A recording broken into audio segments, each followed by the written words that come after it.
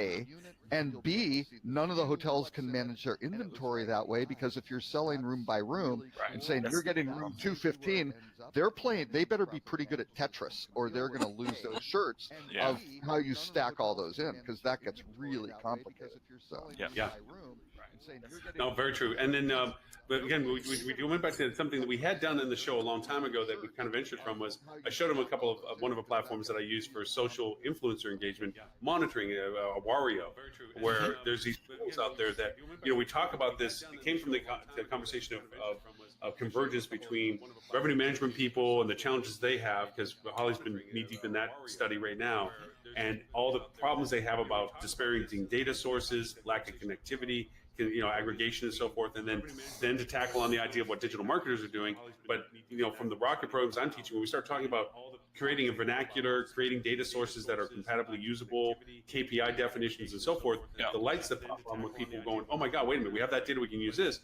When that comes through with that, now you're talking about that there's tools that you should be able to use. And so one of the things we used to do in the show was the tool thing. So I was showing one of the social ones, like, hey, look, if you really want to understand what your competitors are doing, what you're doing in the market space, what other leaders in the market space are doing that may not be your competitors but are being successful, there's tools like this that can show you these people, especially on a micro influencer level, that says maybe you should be engaging this strata of people and seeing whether or not that they want to engage with you a little bit more robustly rather than third party. So that's neat. Well, I think I'm a big fan of micro influencer and just that kind of outreach marketing in general. I think we did an episode of the podcast 3 or 4 episodes ago. It was like the top 10 things you can spend money on for digital marketing in 2018, and micro influencers was number 10 on my list. Of all the things you can spend money on, I've seen it be effective if it's done right, and you find the right little niches for your property that are going to have the right kind of influence and drive. It's not expensive to do. There's not a lot of risk involved. You bring people in off season and what we mentioned before, what I brought up was, I'm not sure if you're familiar with this group, but Lumio Analytics, that does Instagram analytics with really, really interesting engagement metrics, right? Which are much better than anything else in the market. Really, really interesting. So they aren't necessarily, what I think the interesting dynamic is, you have kind of the micro influencers, right? Which is, Ed's not here, the Flip 2 sort of thing that they're working on. Sure. And these scale up all the way to major influencers, right? You want a Kardashian or something like that.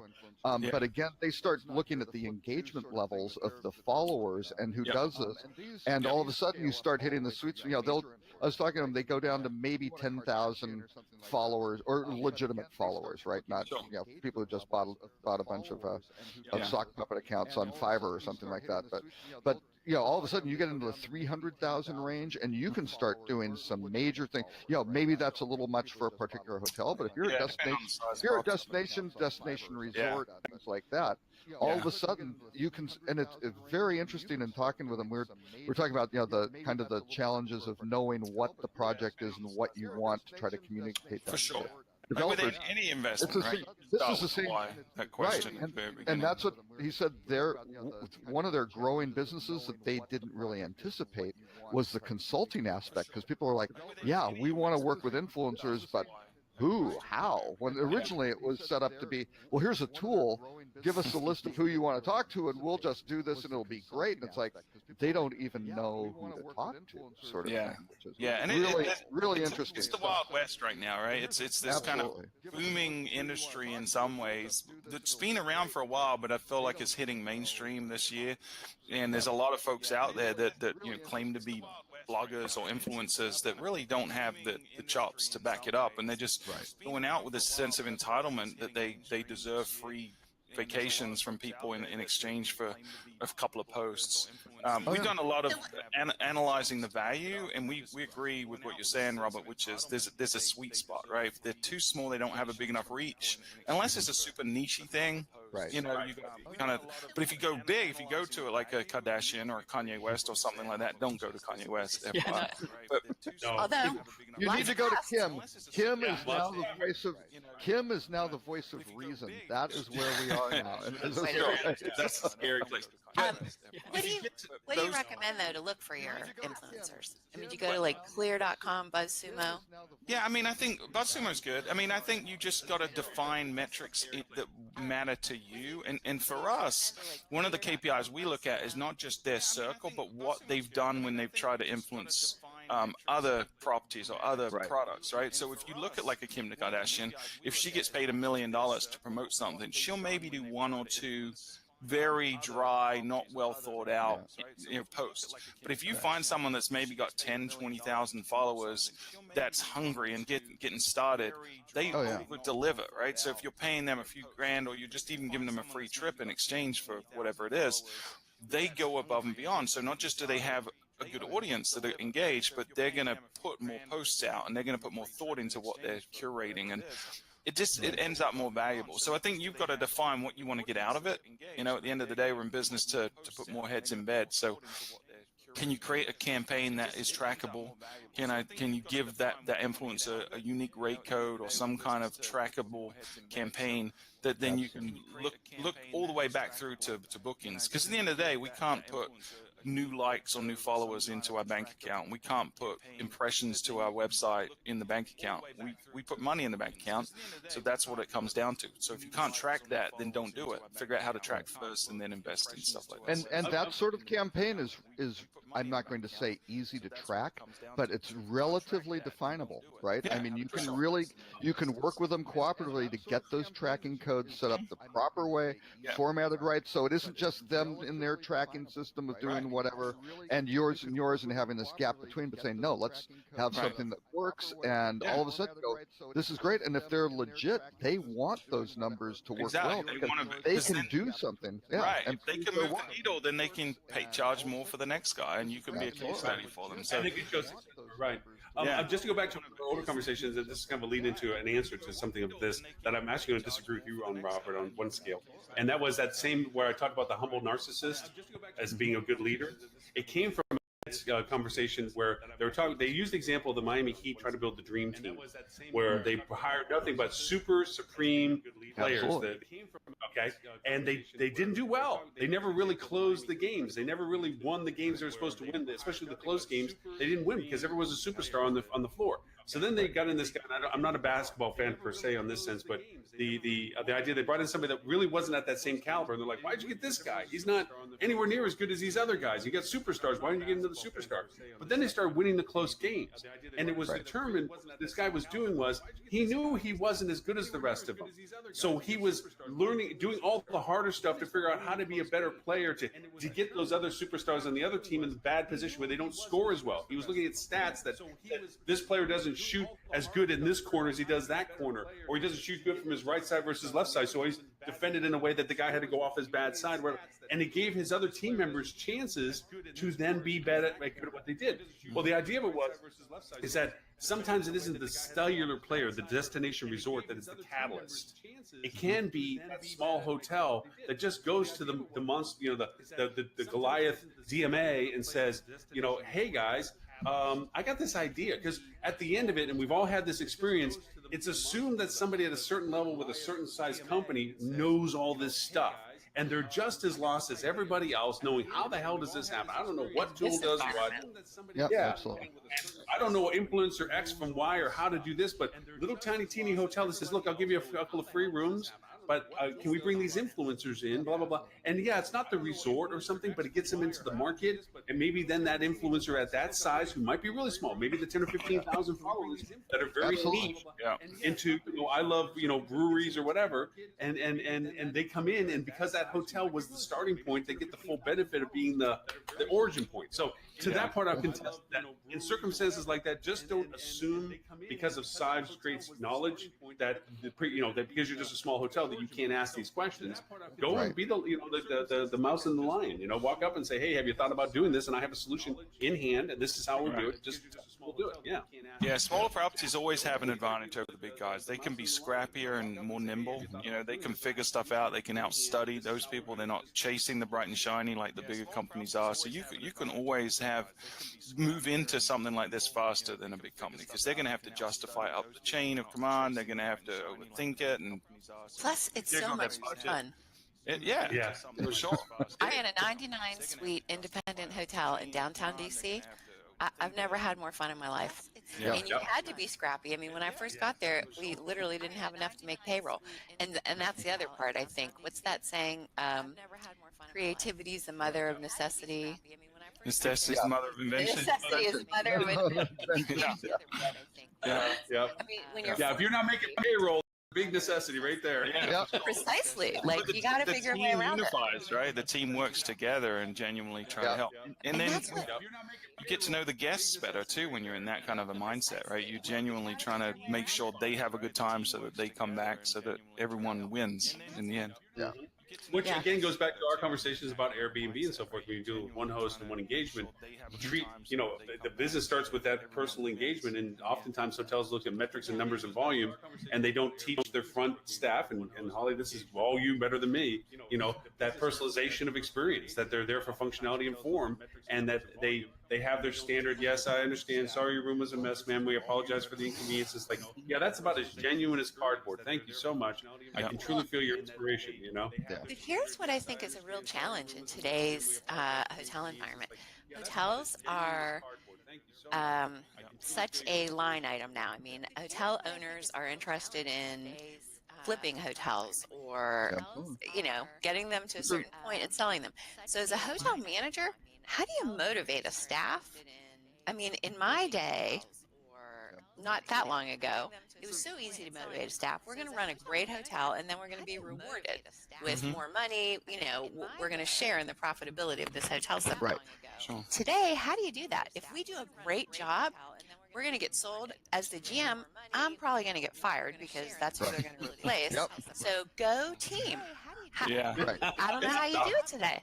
It comes from leadership, right? It always comes from the top down. I think you have to have a great GM always. The GM's the most important person, and they set the example and the tone. But And they're the ones that they end up getting the short end of the stick when there is a sale. But the people that are in the hospitality industry for the right reasons, those GMs that truly believe in hospitality and being an innkeeper, they're always going to land on their feet. They're always going to end up, whether it's with that company or another one, they're always going to have, the opportunities in front of them. So hopefully good will win out. The dark side are not going to have the victory this time. This is not The Empire Strikes Back. This is Return of the Jedi. And we're all going to be celebrating and dancing with a bunch of Ewoks around a campfire at the end. Great. Well, actually, I'll put a bit of a sharper point to that. It's kind of like what I do with the consulting thing. I also used to do with GMs, which as a GM, which I guess is why I did it this way, is when I went into a hotel, I went in with the idea that the team get divided into two teams: those who wanted to participate in success and those who only wanted to be given the responsibility and the resources to be successful. They didn't really want to be kept informed. They didn't really want to be that kumbaya thing. They just, you be the leader, be my boss, okay? And give me the resources for me to do my job, and I'm happy. Not everybody wants to advance. Not everybody wants to be part of the process. But so you segment out who you have on what pile, okay? These are the people that want to be a part of the process, part of the success. And in both conversations I had with them is, I'm here to leave, just so you know, and I'm here to find somebody that wants my job, just so you know. So if you want it, I'm going to be emptying the chair, because either, to your point, Holly, we're going to get so good we get sold, or we're going to be so good they're going to want me to do something else. But either way, or you're going to get so good they're going to put you where I'm at because you're doing it better than me. Either way, I'm gone, okay? So let's know that this is going to happen. And at the end, it's the Kilkenny. When they yank me out, or I had to leave because the hotel got sold or something, and then all of a sudden they rally and they keep the team mentality. It's like, who's still that's going to run with us? Pick up the flag. We're going to take the fort. And they'll still rally and be that people, because you created that culture that they realize they can be their own success, or they can be the recipient of somebody who's successful. Those who just need to be given the things that they need. But it leaves a trail behind you. It's like, at that point, if I got promoted or I changed or whatever the reason was that my departure happened, because face it, good GMs, or just GMs because I would include myself saying good, every 2.5 years, you're pretty much in a cycle. 2.5 years, you've either, because it takes a year to get the shit straightened out, it takes a year to really be able to be super successful, and a half year for people to figure that you're probably better than what you're doing, and you're going to go someplace else. So in about 2.5 people behind you, the nice part is you can still talk to those people, and you can hear their success. So yeah, that's probably a more precise way, I guess, of how I perceive it. So I do the same thing with clients now. It's like I walk in the door going, so what do you want as your goal? So I know when to leave. Because once we hit your goal, then you don't need me. I know when we're done. Yeah. I do the same thing. Well, Yeah, and that's like, I walk and the door, I do exactly the same "Hey, thing what is from your a goal?" consulting So I know what perspective. it You is. figure out Because once we hit your goal, A, then you know what's the finish line look Yeah. like, sort of thing, and then okay, here are kind of the are we drag racing here, or are we play? What is this? What is this game? That's really important to happen. Then you kind of figure out those ground rules, and then you can go, great. And when we get here, and we're done, or we look for phase 2 or phase 3 if there's more stuff to be done. But yeah, again, not it's the building the ecosystem and locking people in. Consultants who just look at it and figure out how can I contract an annuity here where they have to keep using in perpetuity. Not always. Because I think Stuart makes a great plumbing system. Then, oh, your toilet's plugged again. I guess I can't leave yet. Hey, we have no long-term contracts with any of our clients. They can leave Yeah, at any that's time. fascinating, I think. I think No, we're the and only that's- agency that does that. All our competitors have, and most of them will lock you in for 2 years. It's Yeah. like, My longest crazy. contract is 6 months. 6 months. It is Yeah. because at the very least, in 6 months, we should be talking about it again. Yeah. At the very least, Yeah. we should be talking about it. Well, our philosophy is, and I've been in the agency world for a long time, and I've been in the situation where it's long-term contracts, and I see what happens with certain accounts where people kind of get, they rest on their laurels, and it's a 12-month contract, and for 9 of those 12 months, first month they do a stellar job. Then there's 6 or 7 or 8 where they're kind of coasting, and then 2 months before the renewals, they start working hard again. So I just believe we should earn the business every single month, and that's why we don't have long-term contracts. And if we're not earning the creative business, energy. we should. That's Yeah. a Creative fascinating. energy goes into the pitch, right? Exactly. That's Massive amount of creative energy to get the pitch, get things Yeah. kind of started, and then it's plugged into kind of the machine. Yeah. It just kind of goes and goes. Yeah, and a lot of time you get thrown on like entry-level people that really don't, always fully know what they're doing, and they're kind of half-watched by a supervisor that sort of knows what they're doing. And it's, agencies are interesting animals. That's why we created a very different type of agency. Yes, very true. So I think it would be so fun on this show if we took a hotel from start to finish and really sort of showcased on this show what they should actually do to improve their revenue stream. Yeah. Wouldn't that be Ooh. fun? Totally. Tear down, Like- huh? Yeah, Yeah, like, I mean- we have a fair amount of expertise in this group, and just to, literally show, okay, from an analytics standpoint, this is what we're looking at with this hotel. We'd have to get a hotel to agree to be pretty open, but I bet we could. If, Well, I mean, if I have a basically candidate- free consulting services, I think there's going to be a lot of people willing to sign up. Well, actually, I have a hotel that's being built. Well, not being built. It has not been on market in New York, and I'm literally bringing it to market That's right. where it doesn't exist. Yeah. Let's do So that. I can ask them because it's a zero proposition. They don't have previous data to be exposed to. It's literally we're starting. The lights go on a date and coming in June, and we're from scratch up. Website, analytic build, track. They're willing to kind of be the expose to it, but we can certainly. I mean, I have no problems with it because I'm having constant discussions where they want to see, like, we're building a website for them, and they want to see what it looks like. And I said, I'm sorry, but one, you have no new pictures for me, so I have no idea what you've already proved as a perspective. Two, you have no voice to your hotel, so I don't even know what you think you are yet. You haven't even answered the 2 fundamental questions: who we are and what we're offering. So until those happen, I'm going to show you wireframes and little squares that say insert image here, and context goes here, and navigation is here. My purpose on building right now is mobile. And I showed them screens like, why is the screen so little? Because it's mobile. Well, why is it mobile? Because that's where we're starting. It has to be perfect here, and then we'll make the screen bigger for you later. But this has to be perfect, and how you interact with it has to be perfect, and then we'll go from there. See, And, I think this could be really valuable. Really, Yeah, sort of I'll- the fundamentals. Can we pick a client that understands the value of mobile, though? Okay. Yeah, Well, yeah. remember that's something that I we wanted to have see the website built. Really, Yeah. we Well, have to wait, go through the actually, process of a little bit educating. more. Since I don't know who this client is.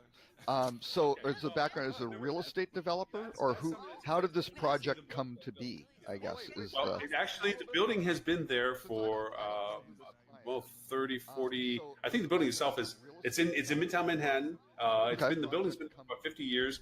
It has been the British Airways crew hotel, and it is. okay. I It's this very small footprint, only 4 rooms per floor. It has penthouse. It has all these great common areas and so. But it's only been British Airways, and ownership of the hotel, which now has several hotels that they own, decided they want to bring it to market rather than compete with the diminishing rate that British Airways wanted to pay. Right.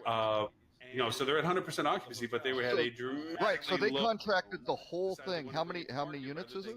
100 and well, right now it's 128 units. Right. So and it's the same owner who's had this building throughout. Well, that's great. The owner has brought in other owners with him. They've expanded the ownership. Okay. He sold up assets. No, that's interesting because in New York, this doesn't happen everywhere, but that's really how when Hotel Reservations Network started, right? The predecessor to Hotels.com. They had hotels in New York who just said, take it all. That's great, right? You can have all 48 rooms, you can have 100 rooms. Just send me the check. Here it is, and go. And it's your problem to fill them. I know I have this regular income stream. I'm good. And that's what it was. I mean, headache and solved. now it's the contract negotiations worked it that the ADR diminished past where the ownership thought was reasonable, and you so don't get they decided, growth. Not a lot of ADR growth in airline contracts. and to be surprising with it is like, again, and this is a word of thumb for anybody that does this stuff. When you get asked questions, know that the answer is already in their head. They're just asking you. And so your answer have to be, So that's very cool. Yeah, that's a great. Although it would be fun to do an independent hotel, but also it would be hard but interesting to do a branded. And I'm talking a mid-scale, even select service branded, because there's a whole different set of problems that brings, but they need some help. And I'm talking they need us. Absolutely. We're like the All of Avengers. them. Oh wait, can you say? Are you the Scarlet Witch? Are you the Scarlet Witch? Oh, Okay. I don't know. Wait, I was going to say you can't really do that on May the 4th, but you can because they're all Disney. So I guess you can. There you go. One family. Yeah. But no, I'll be happy to ask them about it because it is an exercise. To me, it's a treat. I mean, for anybody that's had to take over a hotel that is in dysfunction and bring them back to market space relevance. It's getting rid of the old, fighting the history, getting things converted, fighting the how we've always done it, and being able to start with a literally clean slate. But then it also has its own challenges where there's a learning curve, a process to that as to from the ownership side, like why is it? Why is that not that much? Why isn't this not being done? Because they've just never had to deal with these things before. And like the website thing where it's like, look, I can't have nothing to show you except for a wireframe because you haven't given me the heart, the soul of the hotel yet. You haven't told me what this is. What do you portray it to be? Is it, until you do that, I can't. So do they have, what did they have for any sort of text? For something like that, you barely need a PMS, right? I mean, you just sort of have, hey, we can have a list here. I'm sure there was a rack behind the front desk and we're like, here. I mean, no, it actually was much nicer than that. And they did a massive amount of FF&E build on it beforehand. It's a beautiful property, all new stuff. And the rooms are suites. There are smaller versions of it, but I mean, it's got all the USB plugging, LED lighting. They've updated all that stuff. They refrigerators. And, it's a blast. And the nice part is there's 4 rooms per floor. So right, easy, that's fantastic. Gone. They have a How many elevators? How many elevators? One. Okay, there is a challenge with that. There's 2. Been there before. And I'm going to go into repair just as they open, so that's going to be a treat too. It's I forget how many floors it is. 18, 36. There are 33 floors, and one elevator is going to be functioning at the day of opening. So, well, it'll be fun. Just aim at the fitness demographic, and everyone will use the stairs, and it'll be fine. Exactly. Such a smart guy. What's the rule in hotels? What is it? 2 down and 1 up, so you don't use the elevator as a staff member. It's like if it's 1 up or 2 down, no elevator. Mm-hmm. Very true. I don't think it's on the 37th floor, but it's really hard to get those housekeeping carts up those 18 floors. Yeah, right. Someone should invent a housekeeping backpack. All the stuff's on the backpack. But again, 4 rooms per thing. floor. They have some really interesting operational things of how you deal with that. Yeah, I bet there aren't housekeeping closets on every floor. I bet. Yeah, and the other part is that housekeepers are dealing with an entirely different time cycle than they ever did before. There's no timing per room, vacant and ready versus vacant and clean, and just there's this whole construct doesn't exist. Their whole operation was just payroll and functionality. It was like, okay, without keeping on staff, most of the crews coming in and out had a duration of stay, and housekeeping wasn't a daily thing for them. So there's a whole. It's all scheduled, and it's all scheduled. Your arrivals and departures are all scheduled. They're all in group, and it's a great little business. Very low operational overhead. But now they're in the world of hotels, and it's like all this has to be incorporated, and staff and understanding the changes and so forth. So anyway, I will ask them to see if they don't mind being a willful representation of the metrics and things to go with it, because I have no problems sharing how we're building their market strategy, and how we're stealing somebody else's. I think the show is very helpful. I've been sort of a listener for the last couple of months, and I think the show is very helpful from a philosophical standpoint, but I think offering some tangible direction would make us even more valuable. What? Actually produce something of worth? What? We don't. Where are you going with this? Holly's being really nice. She's basically saying we just sit around and talk about BS and. No, I said philosophically you learn a lot. Let's contemplate the word is. That's funny. We thought this was just a cathartic sort of emotional. Yeah, I thought this was therapy. Yeah. I didn't realize it was therapy. Other than that. That's when I listened last week. That's the sense that I got. I thought.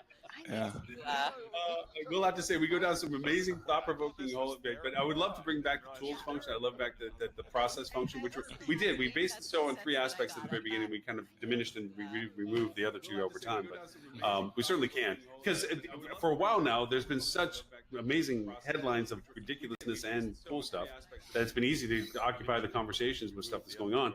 But like this week, there's actually a bit of a not really crazy stuff going on.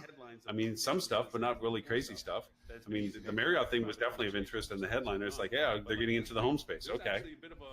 That's not a huge surprise, but there's logistics issues. I think that it's going to create internal market conflict over time, because now, how as a franchise owner can you justify the brand has to share equal responsibility with a competitor that you can't compete directly against, but can steal your market share? Long-term stay. You talk about the brand portfolio for it. How do you think they're going to resolve that with the franchise owners that have properties and spaces that now potentially home ownership rental can start competing with? You talk about the brand portfolio for it. Absolutely. Yeah. No. It's all. Is that a philosophical question, or do you want tangible response? I don't know. Yeah. Well, I think Holly wants tangible answers. I was just waiting on the philosophical, like. I wonder what it would be like sitting. Well, I was going to tie into one of the news articles, which I realized I accidentally categorized in the wrong section on our little email that we do. But the what marketers should know about personality-based marketing, and then we can go into the. Then we can go into. Hey, we're trying to do a little Harvard Business, review sort of thing. Raise the level of this a little bit. Yeah, but, that was really. Can you share that article? Although the only thing I have. I am. Well, now that we're back on the Facebook chat, I'm putting it in the Facebook whatchamacallit, in the Facebook feed for the actual show. So I'm popping the links in there as comments. So. Yeah, and so I did not read this article. I ran out of time. Well, the cliff notes. I think the really interesting part of it are two, and there was actually an aside. This isn't just personality. This isn't behavioral-based marketing, right? Where you say, which is certainly a huge aspect, where you start looking at, hey, the individuals who've clicked on this or had these sorts of attributes responded to this campaign. Here's what we do and what works, and you move them down the conversion funnel. This is personality types, and there are 5 different ones, and this really winds up really driving a lot of individuals' behaviors and how they make decisions. One is openness, right? So if your openness to experience. If you have low openness to experience, you're kind of a conventional, traditional person, where if you have high openness to experience, you're really curious and adventuresome, right? So that's a very, very kind of, Lauren, you're talking about, what this hotel wants to be. These are the sorts of things when you start developing these of what you have to look at, and not to Oh, I have to drop in my Four Seasons reference because I don't think I did last week, so I'm behind. But I mean, that was always when we were developing a project, if it was a Four Seasons Nevis or Beverly Hills or whatever it may be, way back, was what is the personality of this hotel and what are the personalities of the travelers, right? And if you got that wrong, or you didn't do it, actually, the Four Seasons Boston did not do that, right? They just thought they were better than the Ritz-Carlton, which boy were they wrong, because Ritz-Carlton had an 80-year head start on them, right? And people had gotten married there and had honeymoons there and very important occasions. Yeah, so it's an interesting thing. But that's number one. First trait is openness to experience. Second is conscientiousness. If you have low conscientiousness, you're impulsive, disorganized. If you're highly conscientious, you're very self-disciplined, you're very methodical. Those are really different types of people who are your guests and the product yourself.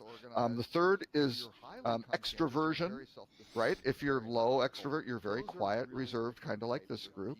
If you're high, you're social, gregarious. The next one, the fourth, is agreeableness. Right? Again, and you can start. We should just go down through all the people who are on the show. But agreeableness. If you're low, you're skeptical, self-interested. I don't want to say Ed St. Knowledge with that, but I don't know.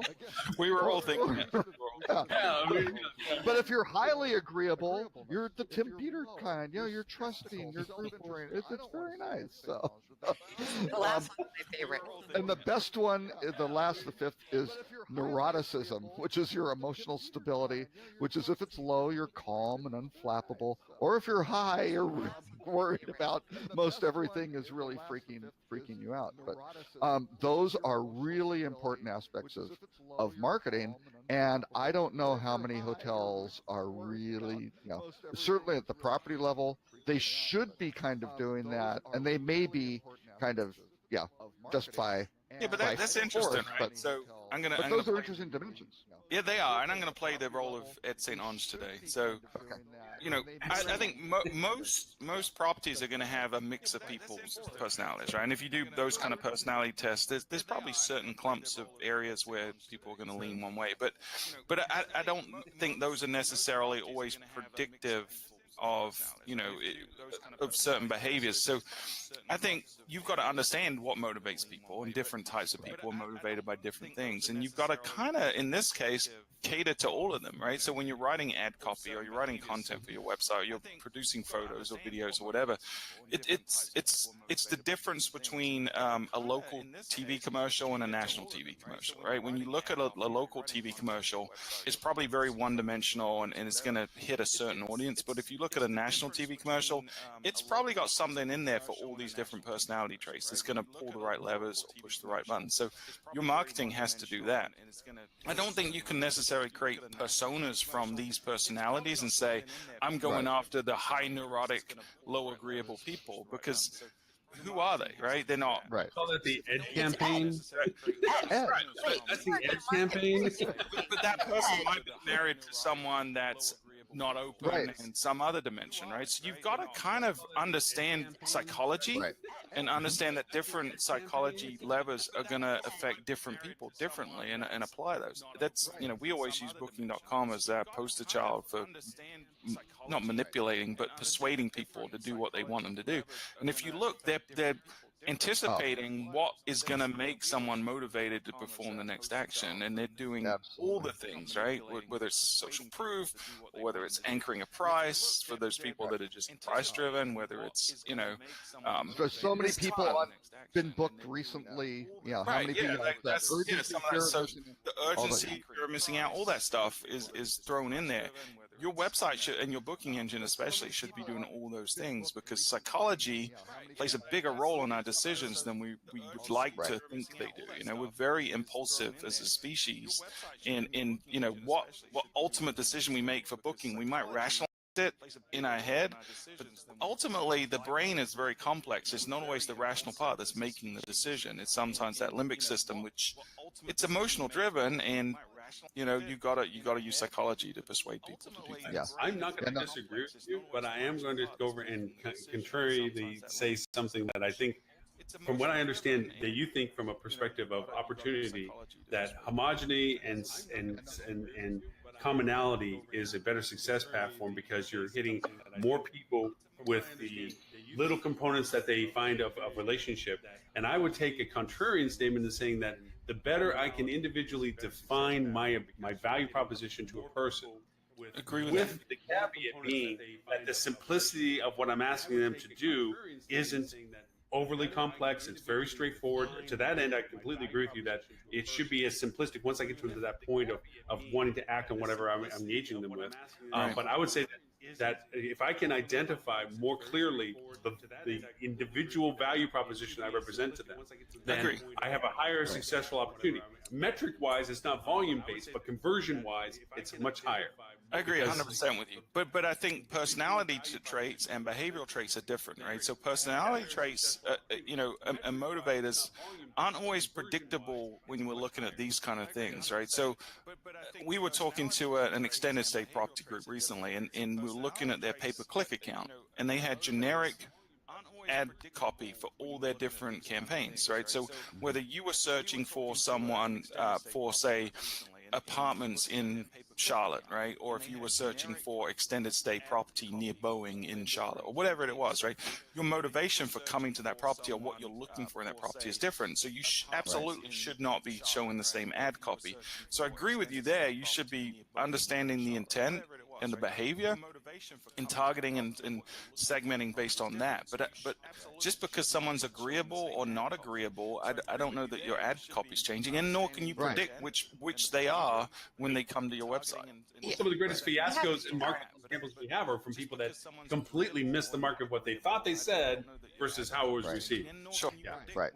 I think you have to read the article. I mean, this is really the approach that the whole Cambridge Analytics took in shifting the election. Like, it works. Obviously.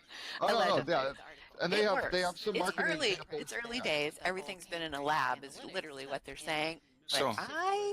I think there's some meat. Well, and particularly the section they discuss the ethics of it as well, right? Because this could, tying into May the 4th, it can be used for good and it can be used for evil. This is a whole force. All about perspective. How are you using this force? Because and you can. I mean, a lot of marketing is how do you manipulate people to? I mean, in the most cynical perspective, how do you manipulate people to sell your product, right?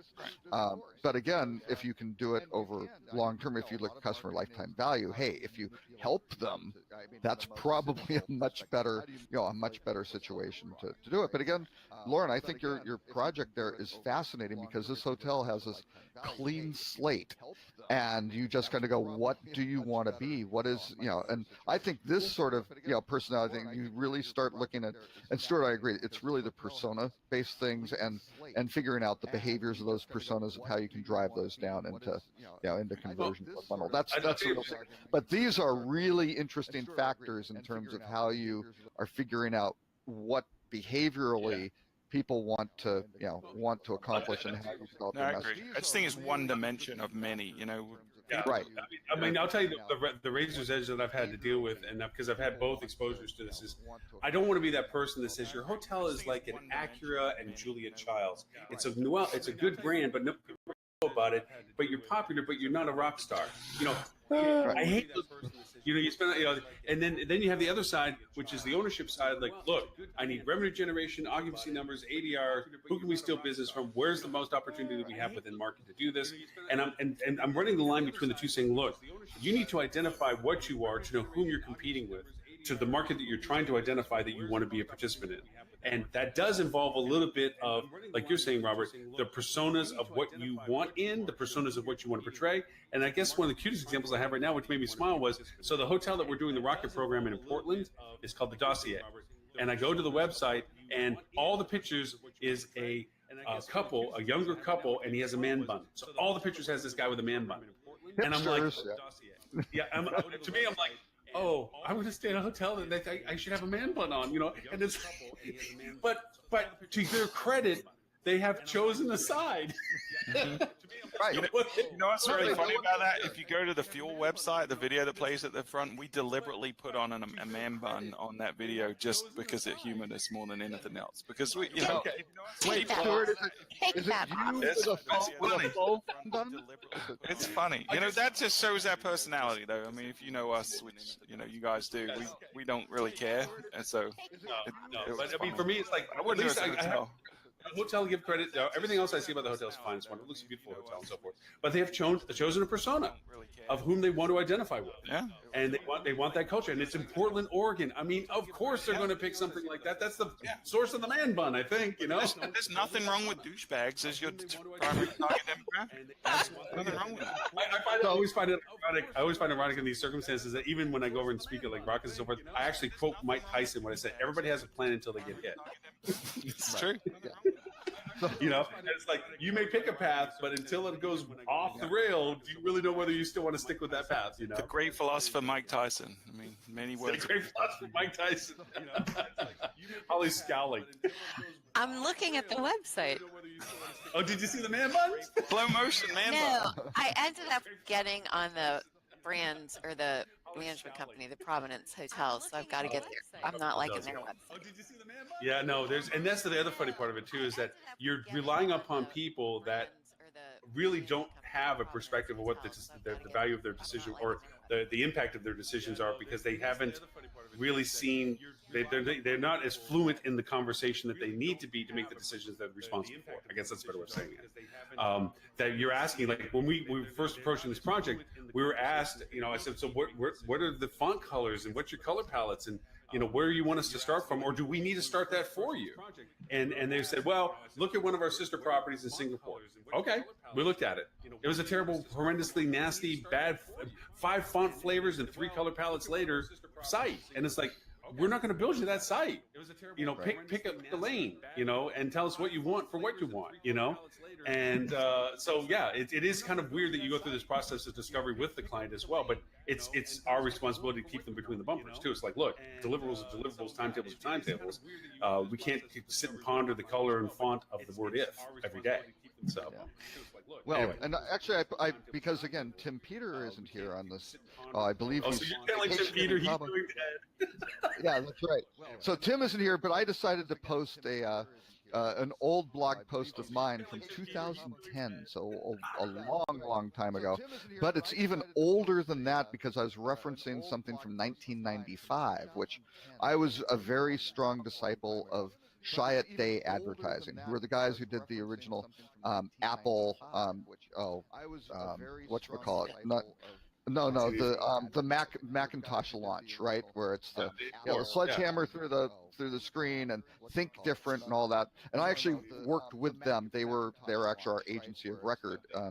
Way back when with Journey's End, which was a really fantastic thing to see how these guys operated. Nothing against Fuel, but these guys did some really interesting stuff. No man buns? No man buns in the video? What? Stuart still has these days ahead of it. I see everything in them that Fuel have. But anyway, at that time they had there were the original 4 P's of marketing, right? The product, price, place, and promotion. And in many cases, at that time in 1995, it had gone to 5. They had also said packaging, right? So how do you kind of wrapper this thing together? But these guys at Chiat Day looked at it completely differently. Their whole messaging was the new 5 Ps were paradox, perspective, paradigm, persuasion, and passion. So they were getting after all these kind of emotional type things, and the messaging would be kind of the paradox, where you think it's contradictory. So they would do the what would be a good one?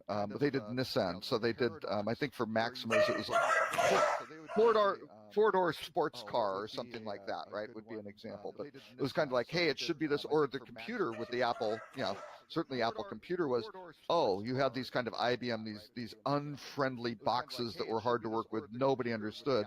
All of a sudden, this was really kind of cool and fun, right? And you could use it, and it was easy.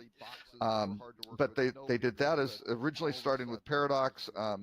The second one was the perspective. So how does this tie in to the rest of the world, right? Well, how do you fit in, kind of that whole contextual, side of the perspective of the viewer.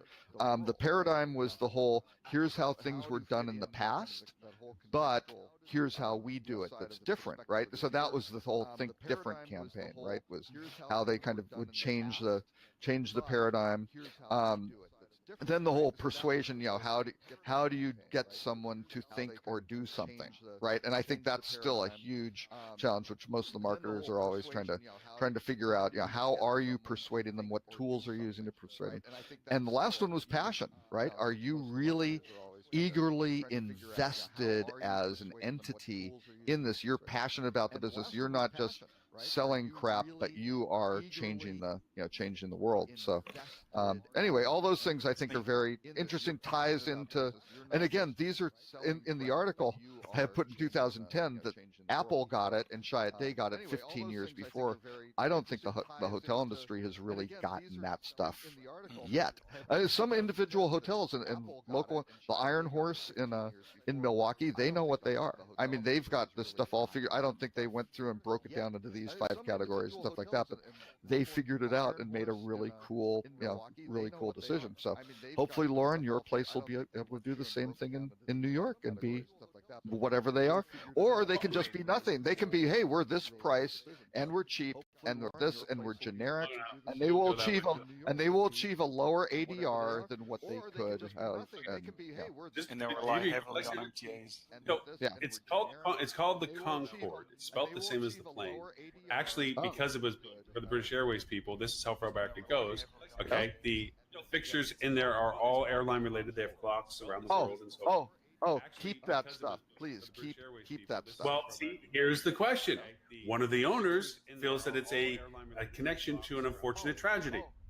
Keep that stuff, please. The Concorde? Here's the question. What was the unfortunate tragedy of a Concorde? It blew up. Which Concorde blew up? Remember the French Concorde when it left New York? Blew up. The fuel trail catch. There's a piece of metal. That wasn't was that a Concorde? No. It was a Concorde. Was it? Yeah. Yeah. Oh. It was the last Concorde that flew. Really? And so these are the problems that I'm sitting back at a desk going, okay, I can argue your point, but by the same point, there's a nostalgia component to what the Concorde series, British Airways, Air France had built, what they had hoped it to be, but in all context of a business of what it was, it actually failed. There was no real business, there was no success, and there was tragedy attached to it. But it was sexy and memorable. Right. It was sexy. It was John air program that was unique. It was the forefront. It was all these things that it was, the imaging of what it was, but it was also during deregulation. It was also during lack of success for it. And New York, and of course, New York has a unfortunate negativity to it because noise and so forth, and it couldn't always land at certain times of day, and it had to have only one airstrip, and so the air current had to be right for it to land, and all this other stuff. So there's a lot of stuff that these guys have been in the space for a while. Yeah, but that's maybe a handful of New Yorkers feel that, but they're not targeting New Yorkers. That's not their demographic, right? As a European, I speak for all of the Europeans by saying that all good. Concorde is perceived as one of the only things England and France have done well together. So. Again, so these are kind of these weird, let's define the word "if" and talk about it for 3 hours, because this is what goes on the table for sure. And that's the fun conversations, because for me, the nostalgia of what it represents, the name it represents, and the history of the building are all positives. To me, you can craft the story whatever way you want. It's how you want to portray the story. Right. Yeah, there's a perception about Concorde, it was the first supersonic commuter jet. It had that cool, funky nose that was a little bit different than anything you'd seen. It was really, it stood out. I mean, there's so much you could extract from that and apply to a brand. It'd be phenomenal. And considering myself as an aviation geek and with a heritage of that, with parents who were both in various forms of aviation, I completely forgot about that. And I remember now, but completely blocked out that was a Concorde. Yeah, I wanted to keep the now room in 2000. Yeah. I wanted to keep the room types like they had originally named them: Captain's Suite, First Officer's Suite, Steward's. Neat names of the room types as being there. you know. And Well, yet, no, and, no, we, and at JFK, you've got them putting a ton of money into the old TWA's new hotel. TWA's Yep. new hotel. That's That's it, gonna be yeah. super expensive. Yeah. That's pure nostalgia. You've got a Right. building way to differentiate this product, right? And brand it in a unique way so it's not generic and it's not homogenized in all the New York. Because otherwise you're competing on price and location alone. Exactly. And you're going to struggle in New York that way. Location's up on North 55th. So it's right near the business center. I mean, it's right Where is over it? by Where is it? 55th and what? 55th and 6th. Holy crap! Yeah. It's Oh gonna yeah. crush Oh it. no no. Oh yeah. They can do a bad job and crush it too. Yeah. Right. You know, but I have also have some Even crazy with the competition. crappy Yeah. elevator situation. I have some crazy competition in that space. I mean, there's some people doing a great. I'll call Adele out. Her team with the library collection. Oh, absolutely. Product. Yeah. Yep. And that's the genre. That's the ADR expectations. Right. That's But look at what But they don't look have at- the captain's suite, and they don't have the Right, sex. that's what I said. They don't have But the look at captain. look at what Adele's done, with the Elysee, right? I mean, that is they've got the library, right, with that whole thing. Elysee doesn't necessarily have it, but it's all the kind of very That's one traditionally block, a monkey that's 1 bar. block away from this property. This is literally Yeah. 1 block away from this property. Yeah, I mean, they've done really interesting. Noel Coward used to be there. All these, it's very kind of old, traditional. The greatest parts of classic New York. And still top 10 on TripAdvisor every Absolutely, month. It's incredible. It's Because impressive. they made but it's not. It's incredible. job. It is. But the key to that though wasn't TripAdvisor. It was before TripAdvisor was even a thing. They were listening to their guests and responding back to them, and really incorporating all the recommendations and engaging with their guests. Right.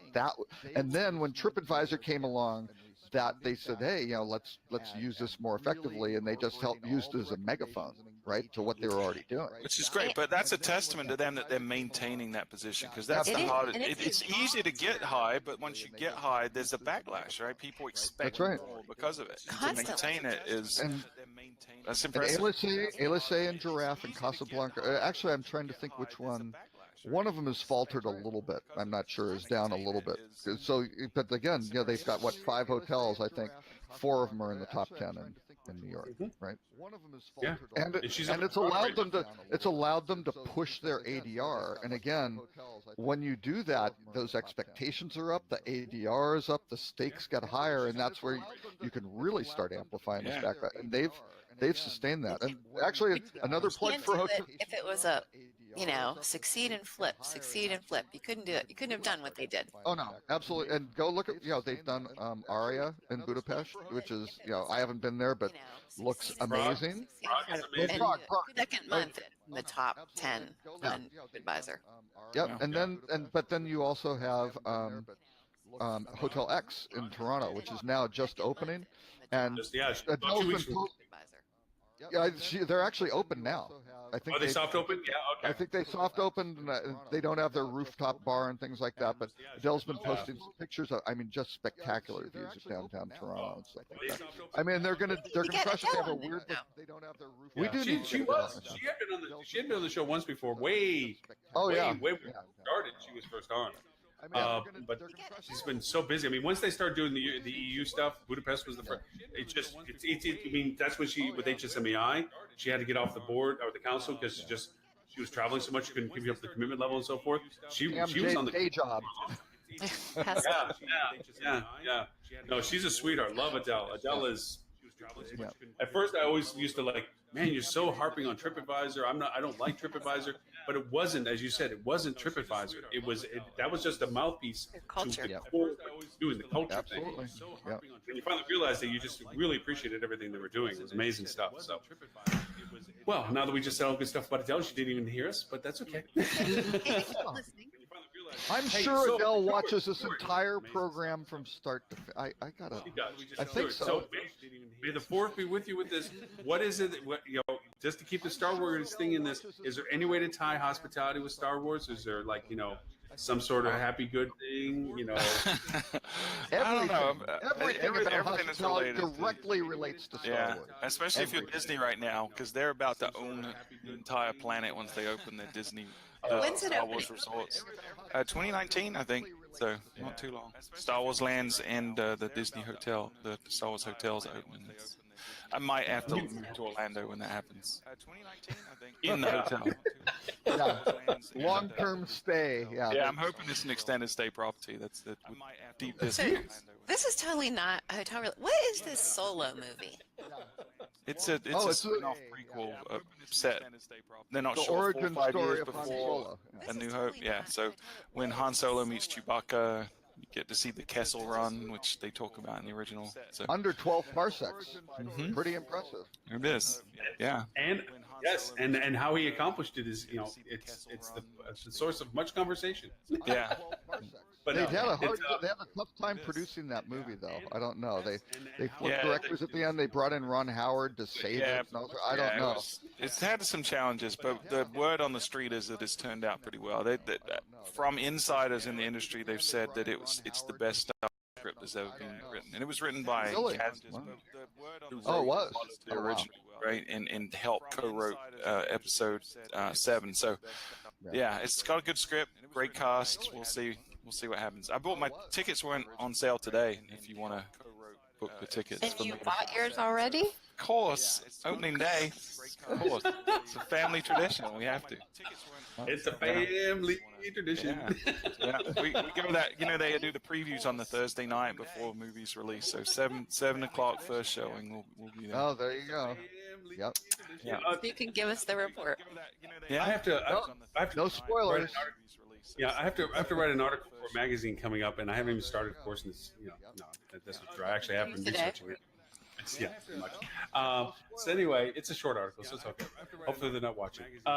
So Is it gonna be Star Wars related? You could borrow. We did top marketing tips you can learn from Star Wars quotes. We did an episode of the podcast back in when Last Jedi came out. It got a lot of downloads. It was pretty fun. But it's like Give us one. there was a lot, like stay on target, right? Stay focused on whatever. There was do what or not. There is no try. There's a lot. We did, I think, 10 of them, and somehow related them to hotel marketing. I always like that everything you need to know about business you can learn from Breaking Bad. There's a lot. That's true. Truth. actually, you think about it. Oh, yeah. he was a brilliant entrepreneur. I think one of the, I don't know if you all watch Big Bang or not, but I think one of the episodes I enjoyed the most is when Yes, you guys do. When Sheldon got shut down with the fact that Indiana Jones, his girlfriend, went over and said that Yeah, he had no Indiana impact on the had no story. impact on the result of the movie. And they're like, oh, yes, he did. And then they're like, oh, because actually, in fact, he didn't. As a character, nothing changed because he was in the movie. Everything was going to happen the same way anyway. He didn't influence it. Yeah. And it was like, huh. It was just a real weird insight. But those kind of things where you like sometimes look at it and go, what? But no, actually, in the construct of this article, I think one of the things that I'm tailoring some of my conversations on in the future of marketing and kind of talking about the happy cloud and so forth and the streaming and so forth is taking, again, Star Wars as a mentality of taking a storyline and progressing it into areas of interest.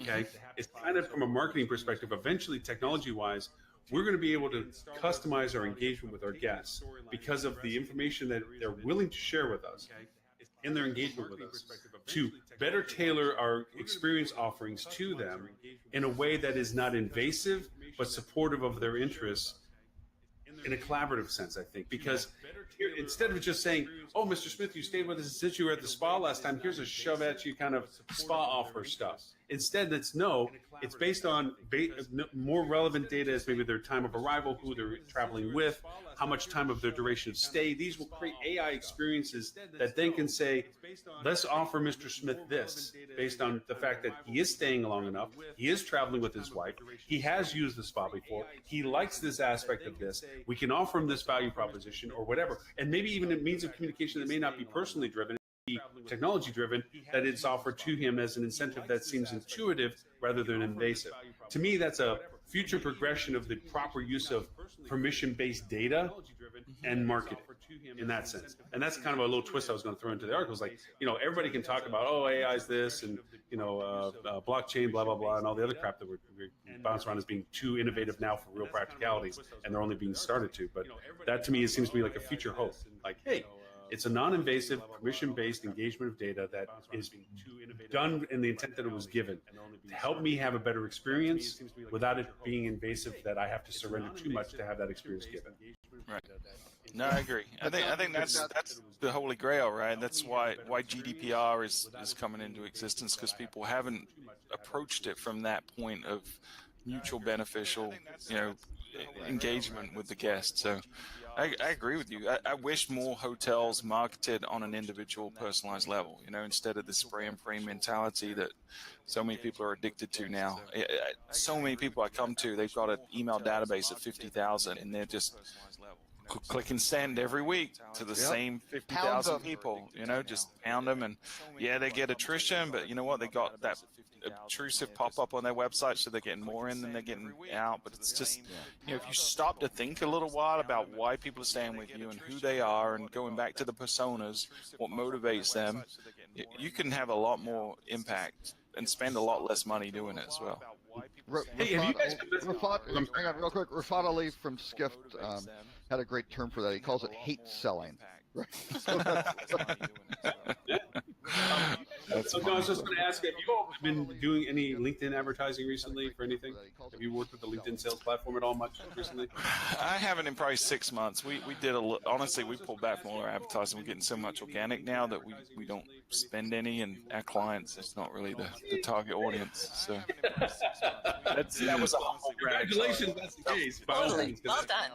How about Holy Grail? But because obviously with the shift in Facebook's database sourcing used for marketing and so forth, I've been pushing on the Rocket programs to get promotions into the spaces that we're doing the presentations at. And I decided, you know what? In Facebook, a lot of the limitations on third parties have been restricted on their partnership programs. I don't have that same functionalities that I used to have a month ago or a month and a half ago now. And so I went into LinkedIn just to say, I haven't touched this in a while. And I had to say, I was actually impressed with a lot of these, the segmentations I could create. Now, I end up going down rabbit holes and creating too small group audience to be that is a challenge with it. Yeah. So I had to kind of back up and see.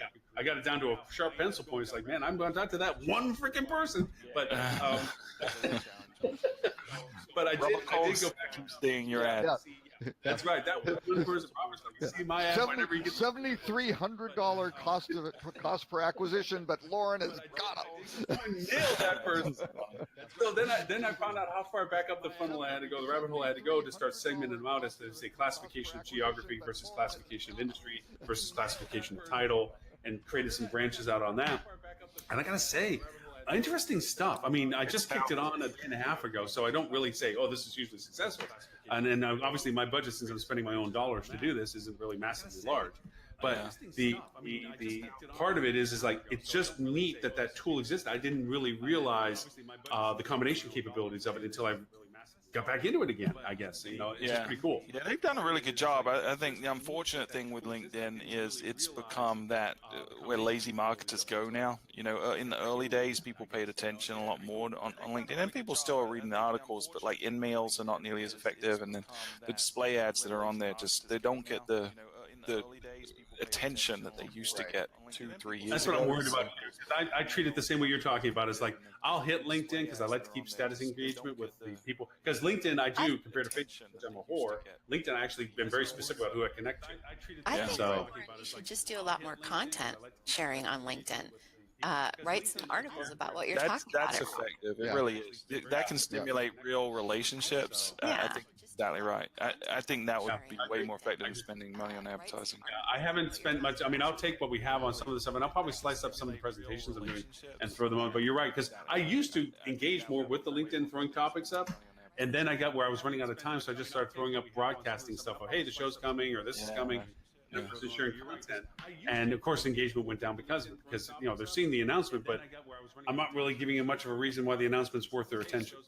Right. So So yeah, you guessed. So Bonnie, when I was talking to Bonnie yesterday, she said, I don't know, I don't really remember the whole conversation, but she'll ask the audience at Rocket, what's your most profitable market segment?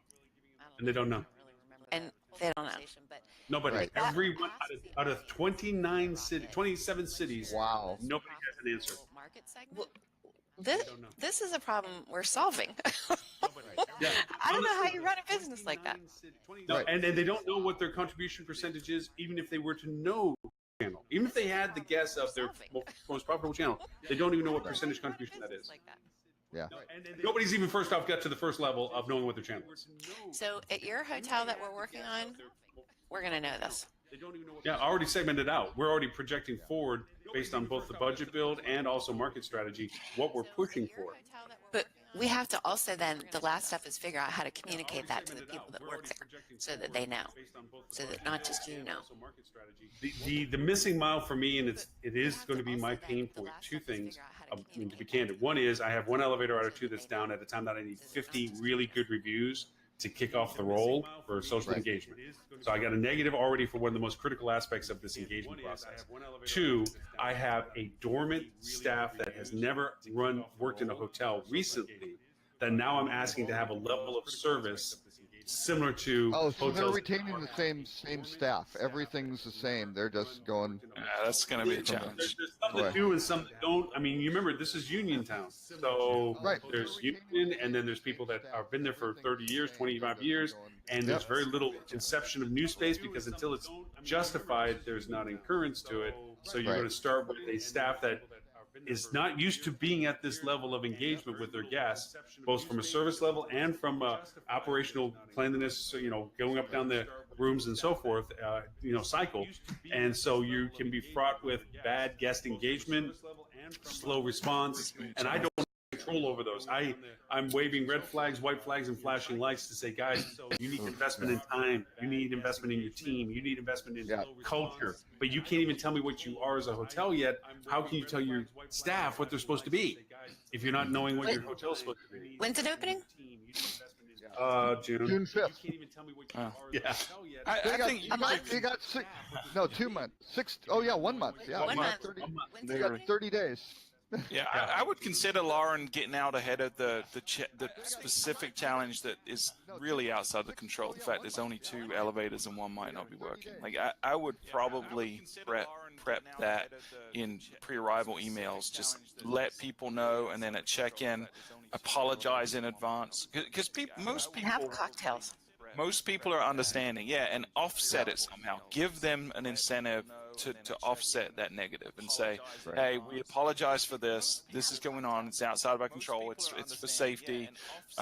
We have to do it. And in exchange, you're going to get this. Why are the elevators down? Is it construction that they're still working on stuff Literally, upstairs every day? they're bringing them up. They're replacing the elevator because now they're going to be doing this. But of course, and with all timetables, the negotiations with previous contract precluded whether or not there was a need and a commitment requirement.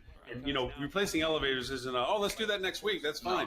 This is 9 months, 8, 12 months down the road. So this whole conversation had to mature to a certain level before the commitment was necessary. Once the commitment decision was made, it had to get scheduled within the framework of compatibility and finance and capital expense. So how long are you going to be without the second elevator? For at least 8 weeks, and then it flips. The other one goes out. So for a total of the rest of the year, we're on one elevator. How long are you going to be without? So not until next year will we be Yeah, full I would force. acknowledge it, man. Burying your head and not acknowledging I've already it. talked about value propositions, repeatability of guests saying, hey, look, on your next roll with us, we're going to be giving this to you because we want to have you back now that you experience what we are. I've already put a shopping list of stuff. It's the convincing of ownership of why am I giving away something at a low rate already to get them back for something that I already think I have the better product for. Buying their silence. Yeah, because how long is it going to take? How long is it going to take those TripAdvisor reviews that go, this hotel sucks, the elevators are bad? I mean, I actually made that decision. I didn't stay at a hotel in New York at the last, the HSMAI Digital Marketing Conference because of that. They said it was a great price. They said they said it was a nightmare, right? The elevators, and this is a regular operating operating a hotel, they go, it's just a nightmare, right? And that's it's a big dissatisfier. I love, some people hate, high. I love to be high floor away from the elevator, right? But if the elevators don't work, that's not good. Well, here's the elevation. Okay, so logistically, keeping them on a lower level means that there's an efficiency for the elevator. Here's the issue. This is a tall building. The best views are above. And we want them to have the best experience and the best view. So we want them on the 37th floor and the 35th and everything else. But that means the elevator becomes a crucial component of their engagement. Well, but the worst part is at whatever, 8 o'clock in the morning, 9 o'clock in the morning, the elevators will cycle up, and depending on people who then figure it out and go, oh, I'm going to hit the up button, right? So they're going to hit both up and down, and they're going to get on the third floor, and then all of a sudden it's going to be full, going up to 37 to come down, and it creates chaos. Maybe you should treat the elevator like a valet. So you call down to get your car, you call down to the desk to get the elevator. So you don't have to stand there. You call and say, I'm leaving at 8 a.m. Can you have the elevator here? Oh, no. Okay, Ed isn't here, but I will say the Ed approach, bid-based, okay? You're bidding for your time, your slot. Now you got to work with the elevator interface and things like that to go. Yeah, you basically, yeah. Well, the premium time is going to cost you. Absolutely. We got surge pricing.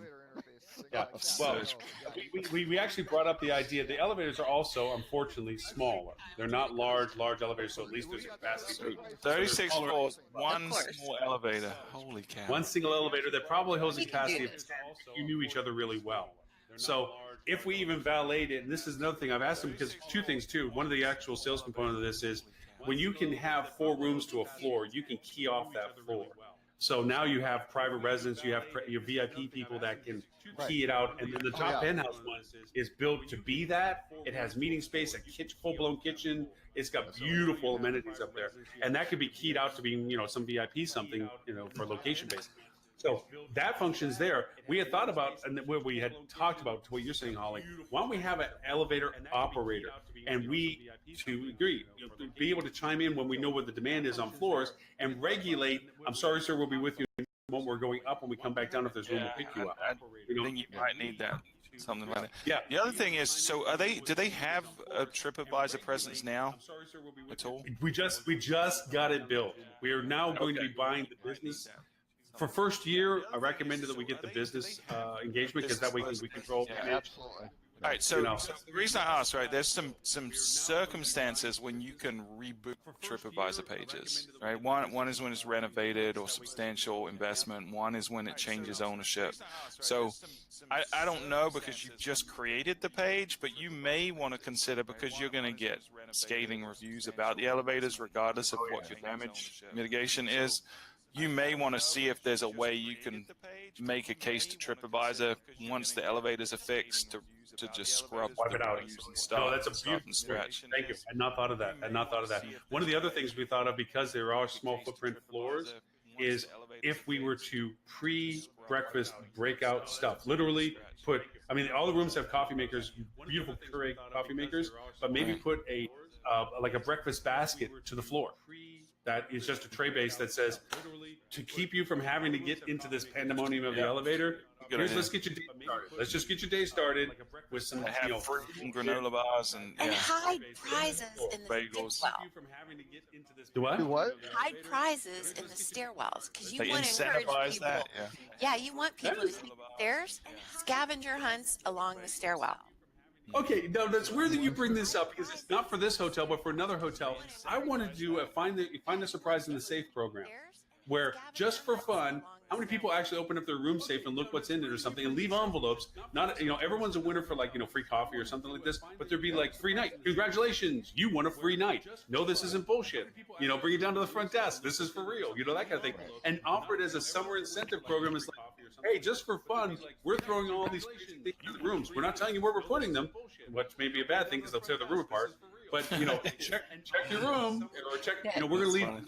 You've got to do you've got to do this for the stairwells. You've got to make the stairwells incredibly appealing. Now the nice part is stairwells are well cleaned, well maintained, well newly fresh painted. They look So- good. It's not like you're going down the denizens of darkness. Seriously, So that's- you have to have Give them a reason to do it. Put a incentive. band Yeah. in it. Like put someone playing music in it. Like make it entertaining Water somehow.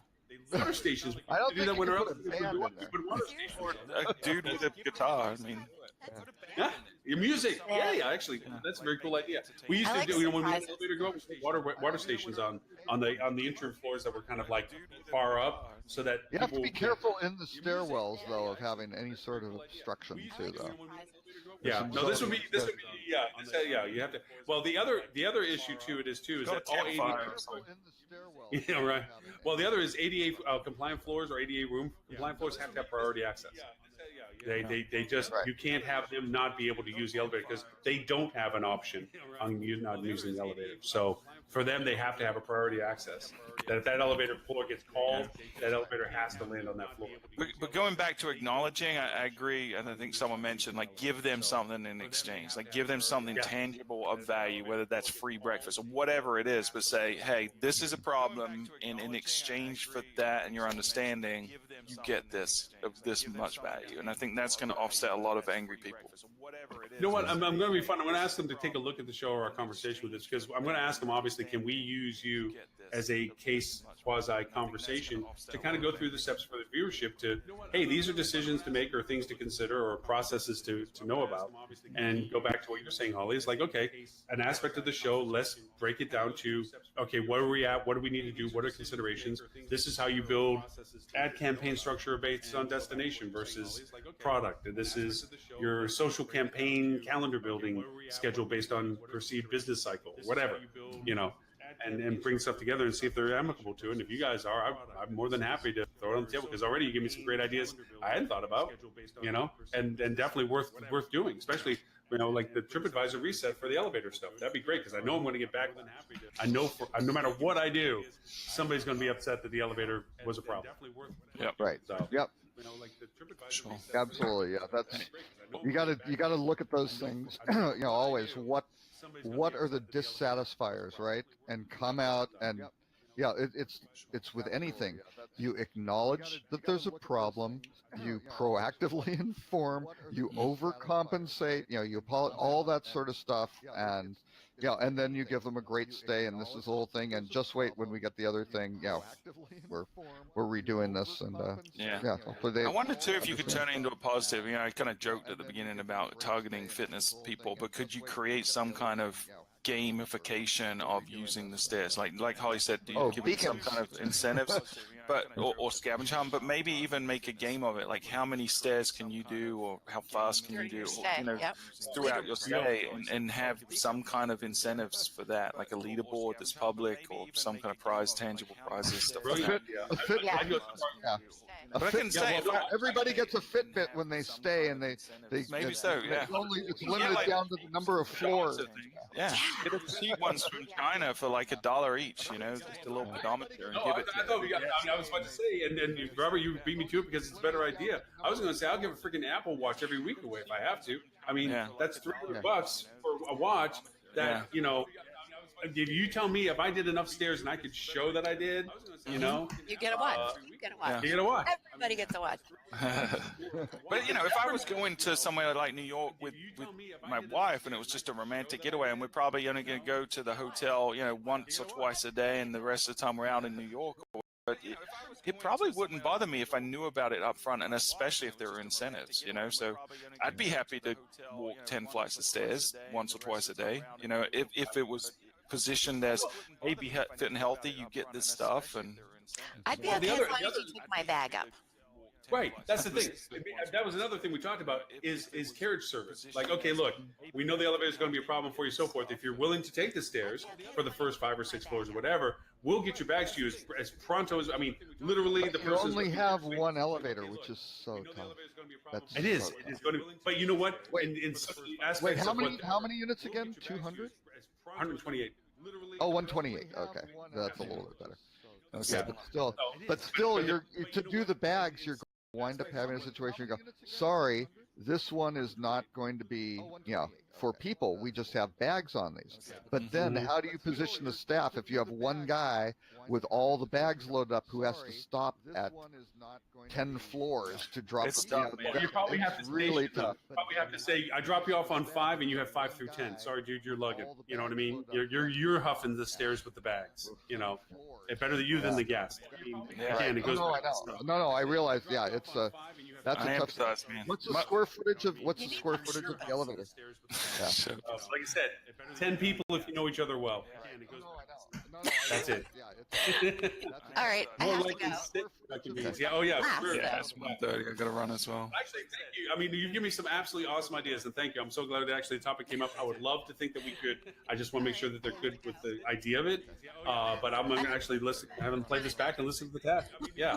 Holly, thank you. Thank you. Nice to see you happy personage and that you're back through the tunnel of coding.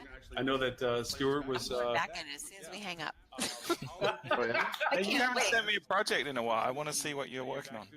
I am consumed with this one project. I will send it to you when I'm finished in like 2020.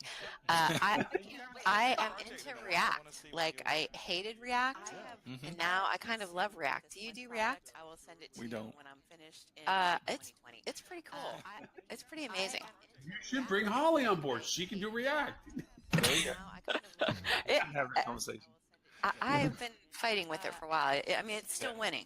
But yeah, as soon as I finish this, I'll send it to you because it's pretty cool. Yeah, I'd love to see it. All right, bye. So fun Bye, to Holly. see you all Good to see again. you. Yeah. Good to see you again. Oh, and if you want to know Holly, you can email her at holly@marketing.com. That's right. Goodbye.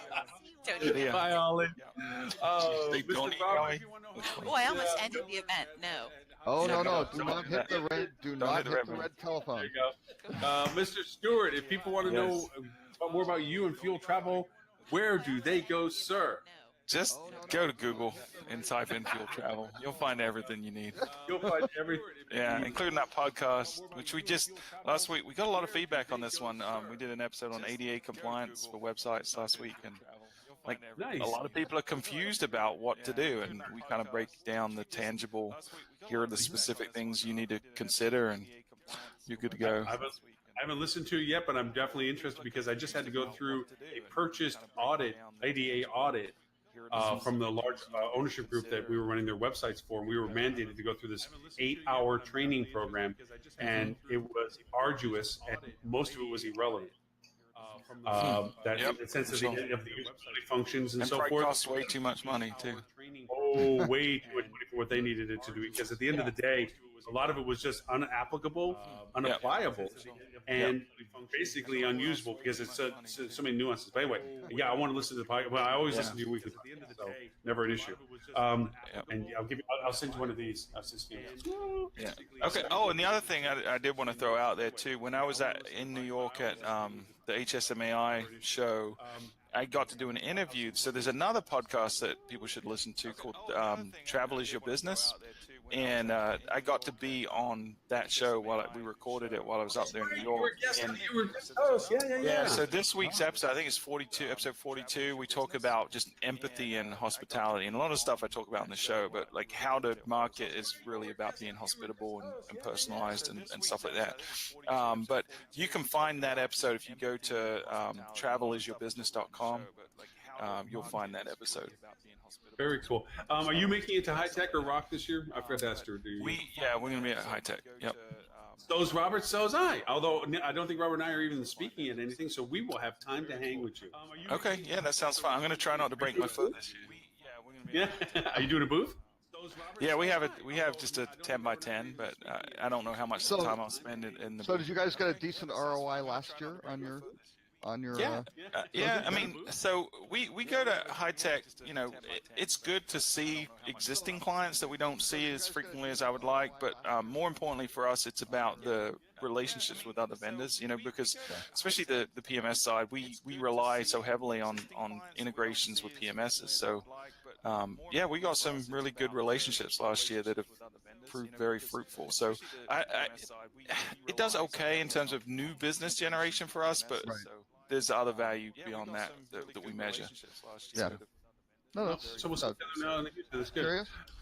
Mr. Robert, where do people find you, sir? Business generation for us. On social media at Robert K. Cole or rockcheetah.com. Yeah, I was going to say the post office wall. I just want to be a smartass about that one. That was the profile and the direct. I was acquitted of all those charges, Lauren. Sponged. You were sponged. Yeah, my record has been expunged. I love that. Yeah. So for archives of this show and all of our other 142 other shows, you can go to hospitalitydigitalmarketing.com/live, and there you can see a link to every show, including this one, plus show notes, links to all the topics we did and didn't get to, and of course references to you all, links to all of your stuff as well. So if people want to find you, there's links to all that as well. Gentlemen, thank you very much. I mean, not that I don't always enjoy the shows, but this was particularly of interest to me. I enjoyed the feedback. You gave me some great ideas, which are always helpful because it's so easy to be in a bubble when you're just talking to yourself and disagreeing. And we covered almost no news items. We covered barely any tools or tips or Pretty anything standard like episode. That. Yeah. But may the 4th be with you. Indeed. Bye, everyone. Until next See you week, show guys. number 1. Pretty standard episode. Yeah. But may the 4th be with you. Indeed. Bye, everyone. Until next See you week, show guys. number 1. Pretty standard episode. Yeah. But may the 4th be with you. Bye, everyone. Until next week, show number 1.